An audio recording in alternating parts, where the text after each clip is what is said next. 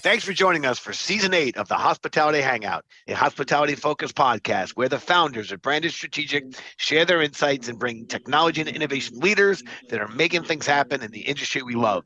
My name is Jimmy Frischling, otherwise known as the Finance Guy. I'd like to introduce my partner, Mr. Michael Schatzberg, also known as the Restaurant Guy. And thank you for that kind introduction, Jimmy. And to all those listening, feel free to call me Shatsy. Together, we are the personalities behind Branded Strategic Hospitality.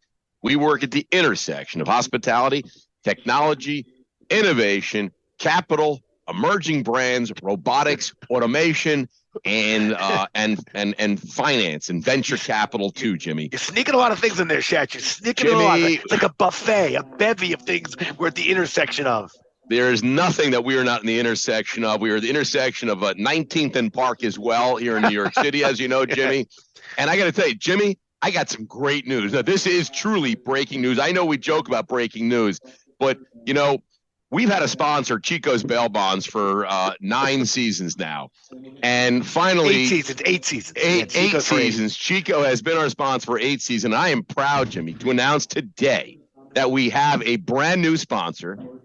A brand new sponsor, and it's not Chico, Jimmy. Chico has given up on us. It is Boom.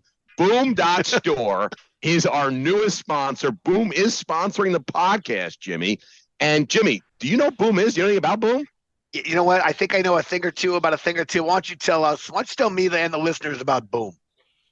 I got to tell you, Jimmy, you go to Boom.store and you will find every solution under the sun, under the moon, under the stars that are helping hospitality operators run their business with technology. Everything that you need from a technology perspective to run your business, it's there. It's on Boom. Boom.store. There's over 450 different technology companies listed with another 300 companies in the pipeline. This Boom.store is crazy. Jimmy, anybody can use Boom. It costs nothing to go check it out. Costs nothing. It costs nothing, Jimmy. How do we make any money on this thing? We don't make any money. We're hoping Boom makes money. Boom's got to make money to pay us. And all I know is they're paying us. They're our sponsor, Jimmy, and we are super excited. Jimmy, we got a great program, one of the best shows I think we've ever had. We are very, very fortunate to have an amazing guest from one of the greatest restaurant operations in the entire world. Did you hear what I just said, Jimmy? I heard what you said. I said you're well caffeinated today, Mr. Schatzberg. Well caffeinated. And I think it's probably one of the most well-known brands in the on Earth.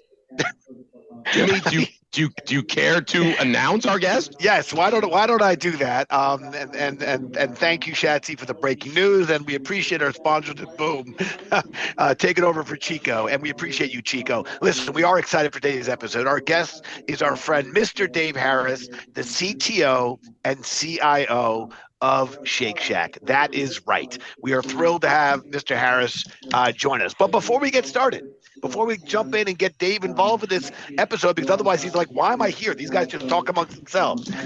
Being that our podcasts are released on Tuesdays, listeners in Season 8 know that we launched Trivia Tuesday. That segment made it into Season 9. Each week, we share a fun trivia question or two about each of our guests. Here's the catch. You got to tune into the end of the episode to find out the answers. So this week's Tuesday Trivia, here we go.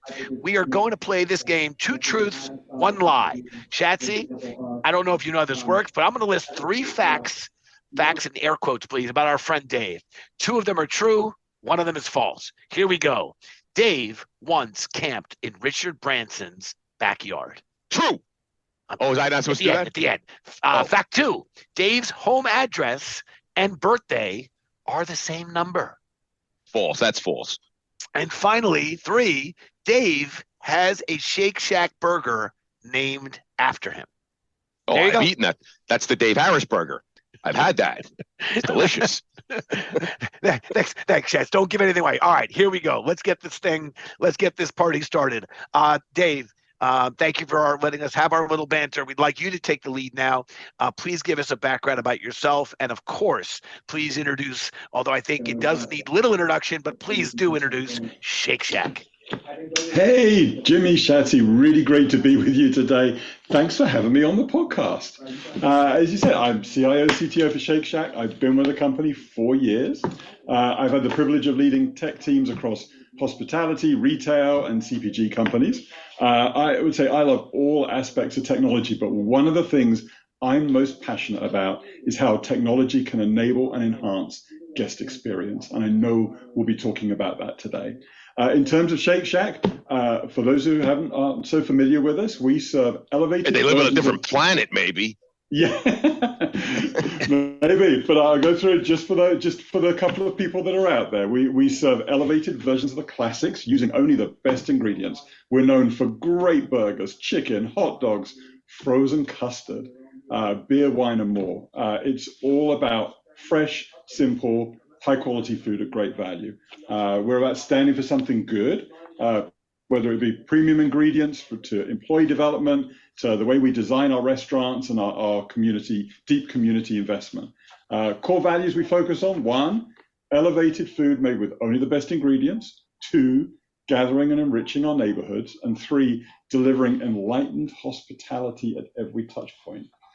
Since the original Shack in New York's Madison Square Park opened in 2004, we've expanded to 400 plus locations, 32 US states and the District of Columbia, including 100 plus international locations around the world. Been on the ingredients: beef is 100% all natural Angus, never frozen, vegetarian fed, humanely raised, source verified. The chicken is all natural, 100% all natural, cage-free, and the flat-top dogs are 100% all-natural Vienna beef. Great ingredients is a really important part of what we do. Awesome. Although I can't forget, I should finish on saying the fries. Can't forget the fries. Crinkle cuts, what we're known for. No artificial ingredients. So just a great ingredient story, and hopefully that gives you an overview of Shake Shack. Jack, Yeah, awesome. Listen, one thing, just one quick thing, because I promised my daughter I would do this. My daughter's probably only 6 years old. She has Shake Shack, a standing Wednesday dinner every Wednesday, and often we have a Saturday. So I'm telling you, Shake Shack is in my house at least once a week consistently, and sometimes twice a week. So we are huge. We're not just having you on the podcast; we're also fans. That's awesome. I got to tell you, and you know what else? Being New Yorkers, I feel a special little something. We don't often get a lot of really great brands that are started and founded in New York City. It seems like a lot of people that have great brands are afraid to come to New York City, but we are so fortunate that Shake Shack is a Danny Meyer creation, a real New York bred, born and raised guy, or maybe not born, but certainly raised. I think he was born in like St. Louis or something like that. But nonetheless, it's great that we have a Shake Shack founded here in New York. So like Jimmy said, it's really part of our DNA here in New York City. We don't get that outside of pizza and bagels, so it's really awesome. Hey, listen, before we take a deeper dive into everything you're doing over at Shake Shack, and you're doing some great stuff, you've had an incredible career. You've had a lot of really amazing opportunities that you've been involved with. I'm going to throw a couple of brands out there that you've worked with outside of Shake Shack, including brands that, Jimmy, you might even know some of these. Virgin Atlantic. Avis, that's a rent-a-car place. JetBlue, Jimmy, that's an airline. Yankee Candle, I mean, I've seen those candles everywhere. I think it's the biggest candle maker in the whole world. I mean, you've been with some really great stuff. Give us a little background on how you got to Shake Shack and touch base on a little bit of Virgin Atlantic, Avis. I mean, you've been all over the place. And by the way, you've got a great Boston accent also. So tell us how you got, it's amazing. Shatzy, you such a good ear for the I can believe me. I know Boston when I hear Boston, Jimmy. Absolutely. Well, you wouldn't know it from my Boston accent, but I was born and raised in the UK. And I really? Jimmy, are you kidding me? That's crazy.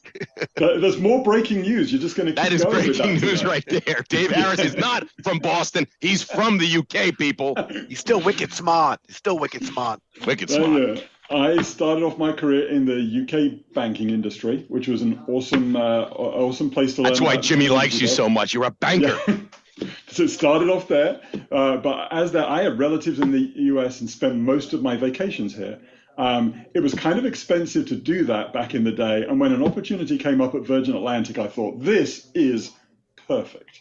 I'll be able to get to the US more easily.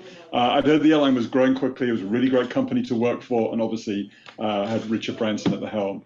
I spent a few years at the UK headquarters, most of which was spent working closely with customer-facing teams like reservations and airport operations. Then a new CIO joined the company and asked me what I enjoyed doing. This is one of my greatest lessons, I think, from my career. So he's like, what do you enjoy doing? And at the time, I was spending a fair amount of time here in the US, and I told him I loved doing that. Well, 2 weeks later, he asked if I wanted to move to New York on a 3-year assignment. That 3-year assignment started, 20 plus years ago at this point, and here I still am. You're still on that 3-year assignment. Exactly. So, loved it, but really loved it and decided to stay and continue to love it, all in the New York area. Well, we are super excited to have you here. Yes, we are better off for it, and certainly so is Shake Shack. Listen, it's obviously officially 2023. We're all still, some of us maybe still nursing the hangover that comes from the libations. We're still hungover, Jimmy. But we also know a lot of people make resolutions and personal resolutions that they wish to fill.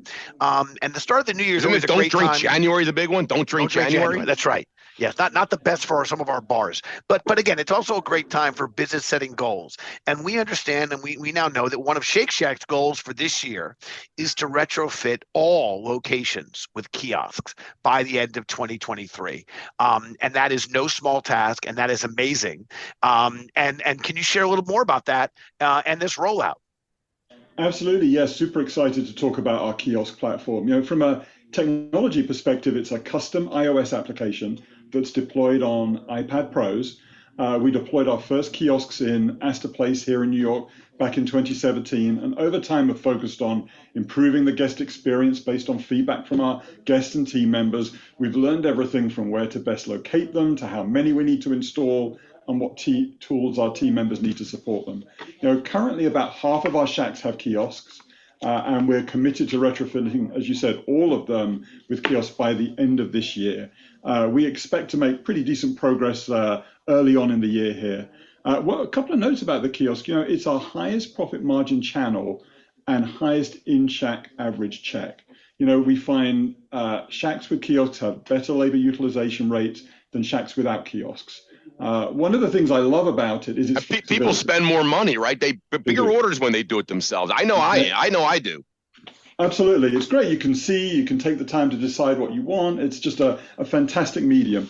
And one of the things I love about it is its flexibility. During the pandemic when dining rooms were closed, we're like, well, what are we going to do with this platform? But we took that same software, put it on an iPad mini, and turned it into a mobile solution our teams could use to take walk-up orders. So it's given us many different opportunities to use that technology, and it's been absolutely great for us. So very excited to now roll it out to all the restaurants. That is absolutely incredible. We are huge fans of kiosks. Like you said, I think it increased basket size. It helps with the labor issues. And I think it's an overall great guest experience, so I'm a huge fan of it. Let's continue on with goals of Shake Shack for 2023.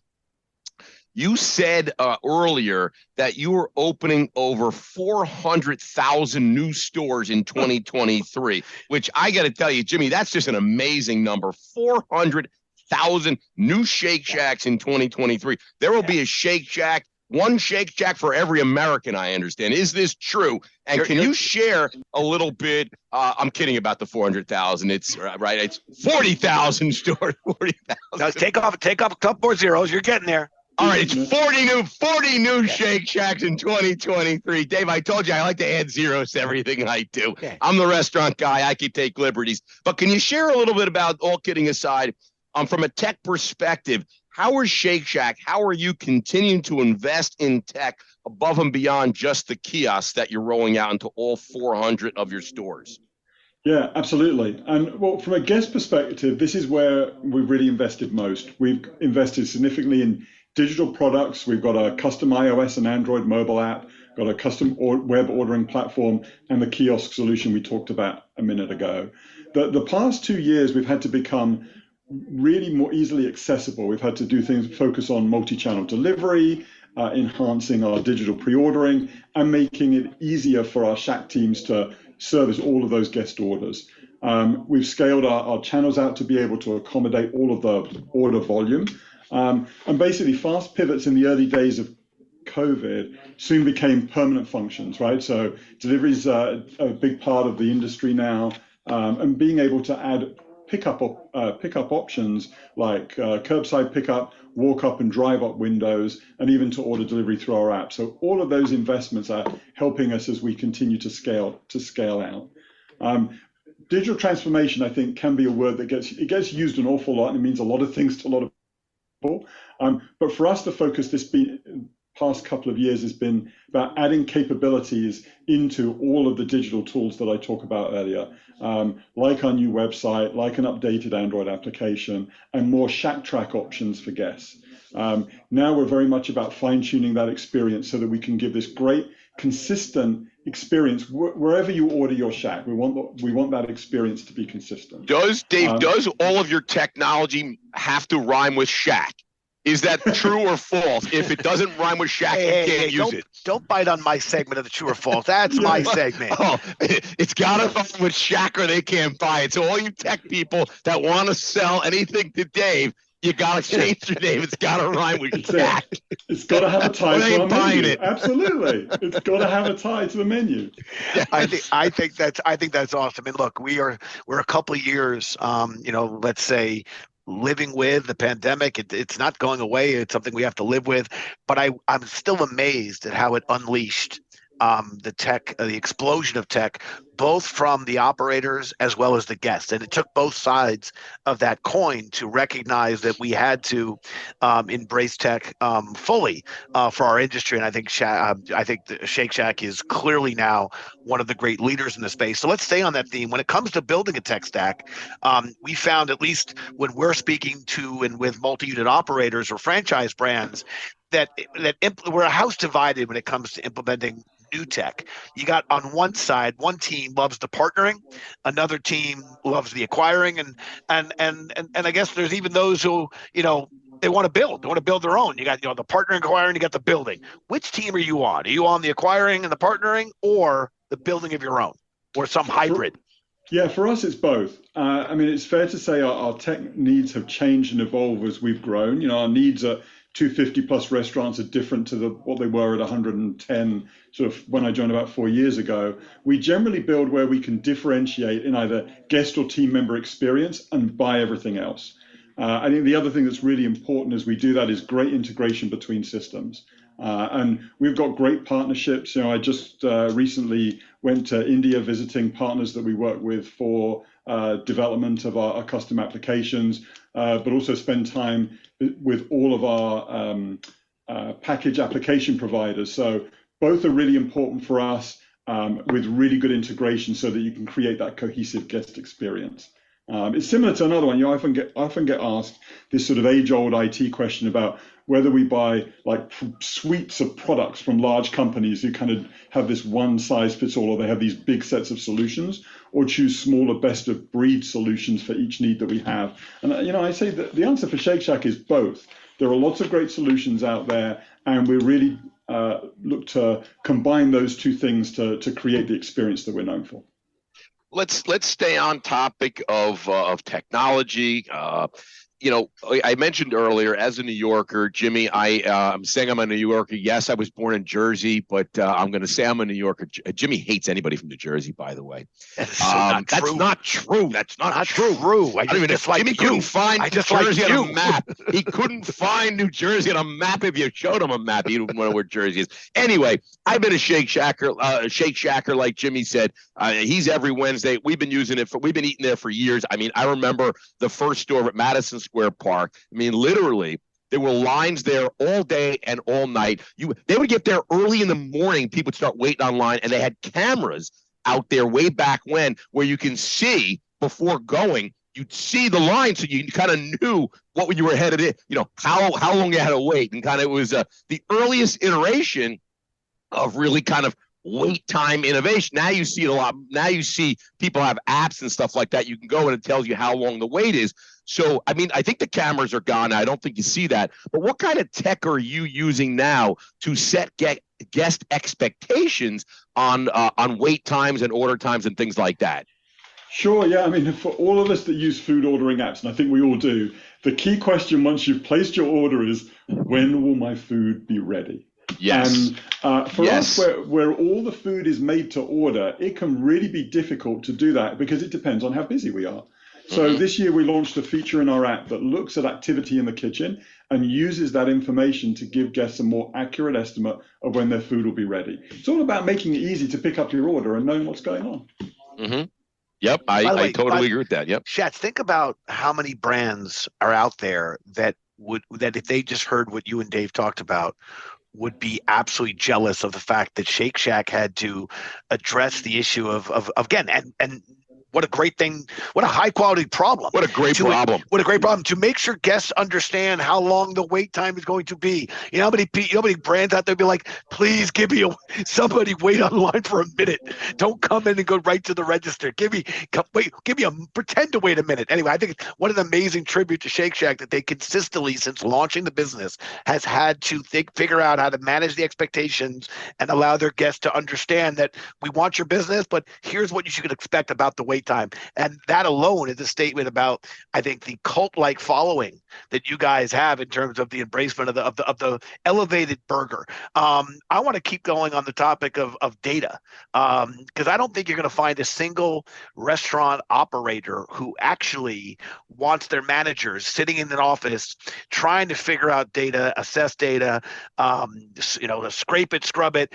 They want their people out in the restaurant working on the floor and ultimately being a guest ambassador and creating a better experience for their guests. So how is Shake Shack tackling this incredible challenge where we know the data is important, but what are you doing to make it easily digestible so that Shake Shack can benefit from the amount of data that you're collecting? Sure. Well, I mentioned I've been here about 4 years. This is my first job in the restaurant industry. And one of the things that struck me about this space is just how busy the role of a general manager is. There's so much to think about, so many decisions to make every day, so much to do, but they want to be out in front of a guest, as you said. And operators have had to historically go multiple places and run lots of different reports to get the information they need to run their business, whether it be about their team or sales or inventory or guest feedback, team member scheduling. The list just goes on and on. And as we've added technology tools to help them, it's become even more important that we bring together data for them and turn it into information that's really easy to consume. So we've been investing in an analytics platform that allows us to bring data together from all of the guest and operational systems we have across the company. From a tech perspective, we want to make sure that all of the data that Shake Shack needs is available and organized in a way that's easy for teams across the company to consume, whether it be for reporting or business intelligence. It's still relatively early days, but we're really excited with progress so far, and it's something we'll continue to work on. It's just all about delivering that information out to people so that they've got everything they need at a single glance and don't have to go searching for it. That's awesome. Let's talk about something that's not as sexy and it's certainly not very technologically advanced, but it's been around for a long time, but not so much for Shake Shack, a New York City brand that never really had to think much about drive-through. Drive-through was not exactly on your mind over at Madison Square Park. I think it was more of a walking or a bike through. But drive-through has certainly been around, around the country, all over the place for quite a few years. You recently celebrated your 1-year anniversary of your first Shake Shack drive-through in Minnesota, Maple Grove, Minnesota, one of my favorite towns. Shout out to Maple Grove, Minnesota. How you doing? How's it going over there? And what have you learned? And is that drive-through something that you are now, is that going to be part of your footprint in every Shake Shack that you now build where applicable, having a drive-through? Yeah, so I remember being in Maple Grove in December of 2021, celebrating Good time. that opening. Nice time of year to be in Maple Grove. I think it was like 5 degrees. It was incredible. that was inside. That was inside. Yes.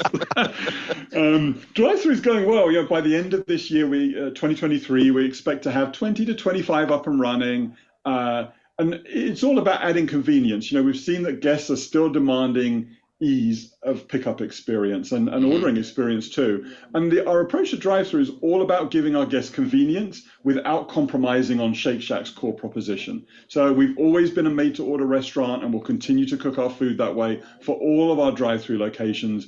We've designed the drive-through so we can take orders and pay for orders at multiple points along that journey based on how busy we are at different times of the day.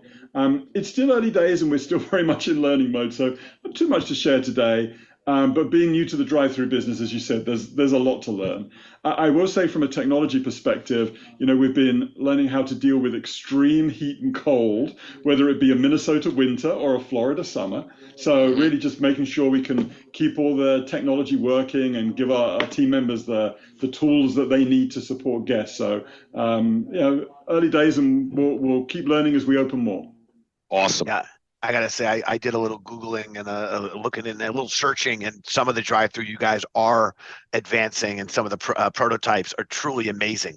You may not have been the first one to come up with the drive-through, but you now have somewhat of a cleaner slate to actually do it in the most elevated manner. See, I got the word elevated in there, Shatsy. And speaking of elevated, before we move on, when I started working deeper in the hospitality industry, I fully embrace and admit one of the first books I read was Setting the Table by Mr. Danny Meyer. I saw the movie, Jimmy. It was terrific. I still read the book, and I read the book, not an audio book. And his philosophy on enlightened hospitality is always in the back of my mind as we as a company approach and think about how tech can be valuable and beneficial to the operator, and then of course allowing the operator to use that tech in an enlightened and to improve the guest experience. Can you share how you extend the philosophy of enlightened hospitality into these digital tools, and how you make it easier to raise guest concerns and tackle them leveraging tech? Sure. I mean, the driving force behind our approach to digital innovation is based on a shared vision we have across the company to bring enlightened hospitality to a digital world, right? Is to provide a personal, not just personalized experience for each of our guests, get smarter every day with analytics, and use digital to enable that experience of modern, fun versions of classic food. So hospitality is at the core of everything Shake Shack does, creating uplifting experiences and adding joy and fun at every touch point. When the majority of orders were placed and eaten in the restaurant, it was much easier for our team members to ensure guests were 100% satisfied and their order was exactly the way they wanted it. If a guest had a question, they could simply go back to the front counter and we'd address it for them. When you think about doing that from guests that get food to go and when they've gotten their food home, it's much more challenging. Our Shack teams do an amazing job ensuring orders are accurate and exactly as the guest wanted, but occasionally something will come up and we want to make sure guests have an easy mechanism to contact us. We recently partnered with a company called Gladly with a view of building out easier way for digital guests to contact the Shack team in these sorts of situations. It's early days. We've got a lot of different things to roll out over time, but I think there's a great potential there to be able to extend that hospitality that we're known for into all of our digital experience, whether it be the mobile apps or web or delivery through our app. I love it. I got to tell you, it's. I think you getting guys hungry, Jimmy. I'm getting really hungry. I got to get a Shack burger, man. I got to tell you. By the way, on a side note, how many people you think are if imitation, I think, is defined as a heightened form of flattery, how many other restaurant groups have now embraced the word Shack in their some way, shape, or form, in their name, in their tagline? I actually think you guys are blazing a trail, making Shack a really cool word. I think Shaquille O'Neal even owes you. Yeah, I was going to say, something. I feel like Shaquille maybe. Is there like a lawsuit? Someone going to be suing someone? Is Shack in a shoe Shack or Shack in a shoe Shack? Yeah, that's a topic for a different time. But okay, here we go. Listen, Shatz and I started this podcast because we like talking to people. Clearly, I'm not shy about taking the oxygen out of rooms and on podcasts, but we learned along the way that sometimes our guests have a question for us. So let's kick off talking back. We invite our guests to take the microphone, ask us a question. As I like to say, nothing is off the table. Dave, the microphone, sir, is yours. Well, thank you. It's been great. I know I've enjoyed seeing the increase in tech innovation that's been going on in the restaurant space these past couple of years. And I'm sure you guys talk to entrepreneurs all day long. So of all the startups out there, what problems and opportunities are you most excited to see tackled in the restaurant space over the next, say, 3 to 5 years? Ooh, by the way, not only is that a great question, but I love it particularly because that's a question for the restaurant guy. Yeah, and then I'll answer, and then Jimmy will take it, and he'll make it better. He always makes it better. I got to tell you, it is a great question. I think a couple things that I'm most excited about is I'm most excited about seeing as automation and robotics continue to evolve in this industry. Certainly, they've been around other industries for quite some time, but I am interested to see that evolution continue to grow and the adoption, and just to see how far it goes. Like, will all line cooks be replaced by robots at some point? Is that something that we'll see in 10 years? I don't know. But so it's interesting to see how that works and where it goes. I've been looking at automation, robotics. I still think there's quite a few years of to go to really get it to a point where everybody can roll it out. That's something I'm really excited to see.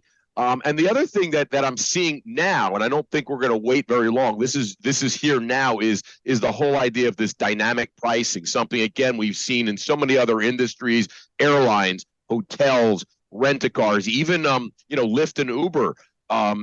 Just the idea that pricing strategies change based on supply and demand. It's something we've seen in so many other industries, and I see it now creeping into our ecosystem, and I don't think it's going to stop. And I'm excited to see how that is embraced, adopted, and works, because it's another area I think it's great for operators, because I think I always say that a table or a dish on a Monday evening, maybe it should be a different price than on a Friday where there's such more demand. So maybe on Friday things should be a little bit more expensive at a fine dining restaurant than a Monday. And you can take it to quick serve and fast casual, et cetera. But I think dynamic pricing is something that I'm most excited to see how it's embraced and adopted.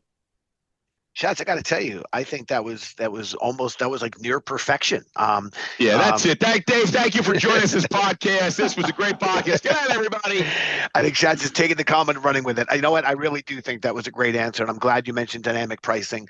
From my perspective, we like to focus on the issues that are either most challenging, most problematic, or from glass half full perspective, represent the best opportunity for operators. So there's still some real issues around labor. I think the kiosk move is really you guys addressing that head on in a way that the guest is going to appreciate. Supply chain and procurement remains a big issue. Not all that interested. The guests really don't care about that until they find the price is going up, or they're missing an ingredient on a dish they love, or certain things can't be produced. But to Schatz's point, the dynamic pricing issue I think is really exciting, because I think both the operator and the guest are somewhat ready for it, and it's going to need to be done with a tremendous amount of integrity and communication. And I actually think Shake Shack and your ecosystem probably will be trendsetters, because you have that relationship and trust with your guests, that they will you guys take risks, you're on the forefront of things, but you always do it in a way that is intended to bring value and be better. So I think the guest is going to be giving you guys as much as anybody a chance to do this right. And we think it's an amazing sector of the market, because if it's done right, it's going to be good for the guest and also create incremental value and margin optimization for the operator. That's why we think there's a real opportunity there. So Schatz, well said. I just thought I'd share that. My 2 cents. Thank you, Jimmy. And it's nice to have an answer that you can't really make that much better, because it was so good. So good. Hey, Jesse. We're going to go into the food service feud. We did poll, David. We do a poll every Tuesday on LinkedIn. We ask all different questions, mostly around food service and hospitality. This past week, we asked, we polled. We generally get a few hundred, a few thousand responders. This week, it was such an interesting poll. We got over 1 trillion. That's right. I said it, Jimmy. 1 trillion people. 1 trillion people responded to our poll, and the poll was very simple. I'm going to ask you a question, and I'm going to give you the 4 answers this time. I'm going to tell you what the 4 top answers on the board were. You guys just tell me which one you think was number 1. All right. So, what is your favorite dessert chain? Was it Sugar Factory? Wait, what? I beeped it.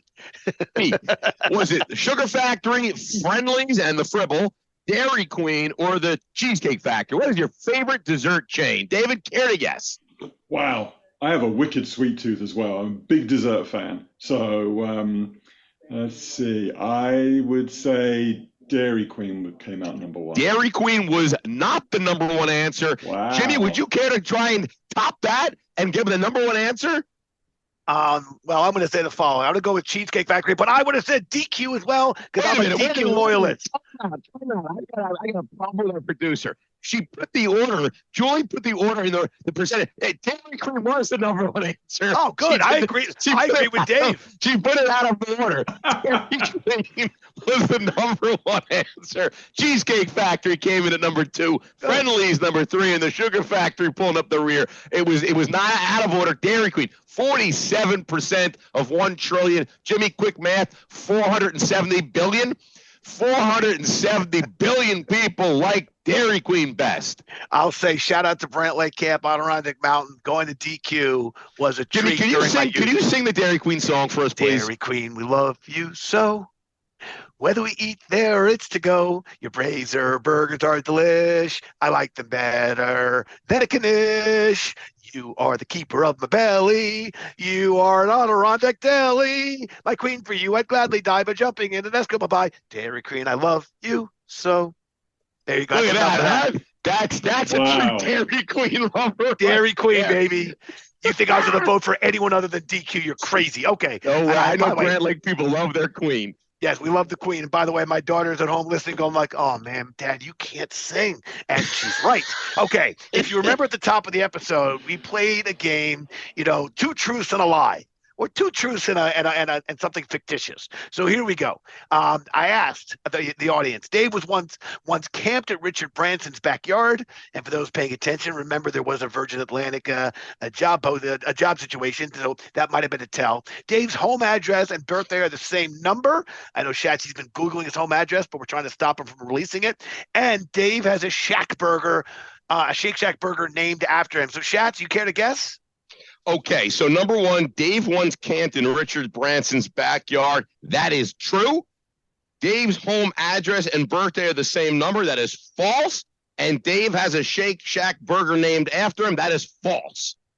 Okay, well, you're clearly not paying attention because there's 2 truths and 1 lie. I didn't hear that. And a lie. I didn't. Okay, so I'm going to go with you. I'm going to agree with you. Can I do it again? Sure, because that's how all game shows work. You get a redo. Richard Dawson would definitely let me do it again. You're very charming. Okay, so then I say, so 2 are true and 1 is false? Yes. So the false one is Dave's home address and birthday are not the same number. Well, let's go to the source. Dave, what's the 2 truths and what's the less than truthful?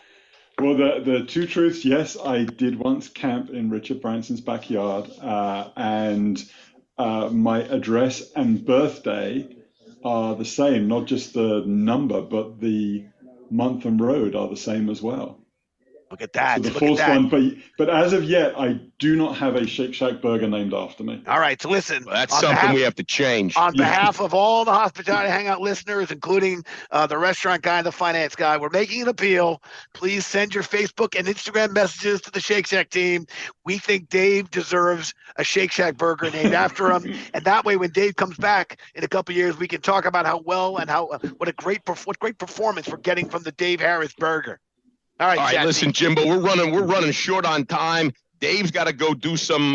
He's got to go build some drive-throughs or do some tech stuff out there. So we're gonna end this podcast with the branded quickfire. Dave, I'm gonna ask you 5 lightning round questions, real quick.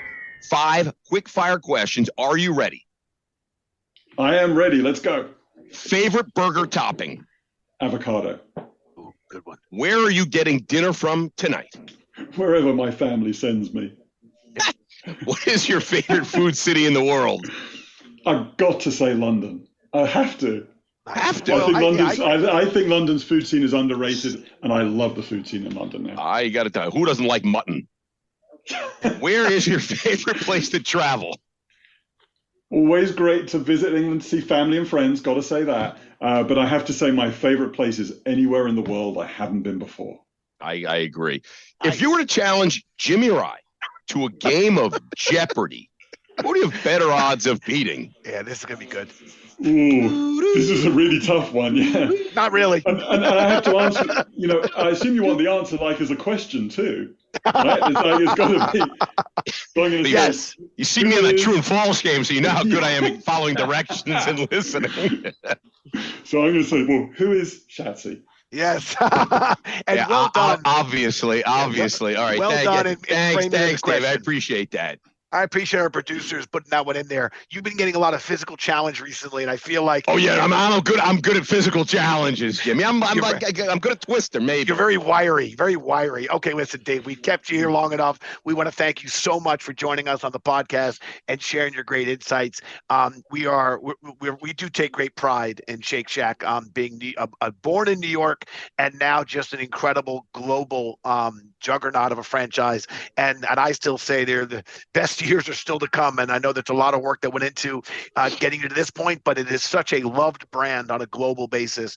But congratulations for all the work, not just during the pandemic, but what you've done to get this brand to this position. If you guys want to get in touch with Dave directly, you can email the podcast team at podcast@brandstrategic.com. I have his phone number, Jimmy. I have his cell. I have David's cell. And why don't we give that out? By the way, if you have his home address, you also have his birthday.